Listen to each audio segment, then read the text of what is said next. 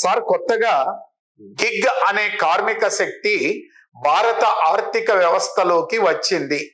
దీనిపై ఏమైనా ప్రశ్నలు వస్తాయా? గిగ్ ఎకానమీ అంటే ఫ్రీలాన్స్ ఎంప్లాయ్మెంట్, తాత్కాలిక ఉపాధి. ఇది పార్ట్ టైం ఎంప్లాయ్మెంట్ అండి.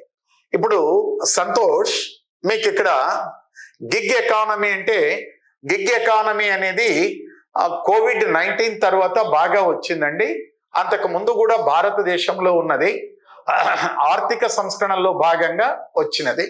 ఈ ఆర్థిక సంస్కరణలో భాగంగా ఈ 4.0 విప్లవంలో భాగంగా ఈ గిగ్ ఎకానమీ వచ్చినది. ఈ గిగ్ ఎకానమీ అంటే ఏమిటంటే ఈరోజు శరవేగంగా అభివృద్ధి చెందుతున్నది.